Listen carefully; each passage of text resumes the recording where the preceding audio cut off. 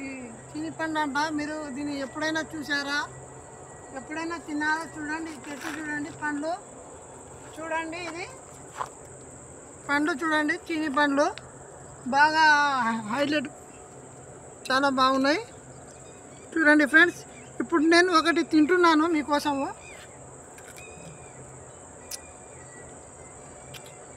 చూడండి, సేమ్ చీని పండు తిన్నట్టే ఉంది. ఇది చాలా బాగా, అంటే చాలా బాగా రుచిగా ఉన్నాయి. ఇది మన ఊర్లో కానీ ఎక్కడ కానీ మన ఏరియాలో దొరకదు. ఇది ఒక చోట దొరుకుతుంది, అది నాకు కూడా తెలియదు ప్లేసు. చూడండి ఫ్రెండ్స్, ఏమన్నా తీయవునే. అంతేకాకుండా 99 రకాల పండ్లు ఫలాలు ఇక్కడ ఉన్నాయి. మనకు తెలియని పండ్లు, మనకు తెలియని ఫలాలు ఉన్నాయి.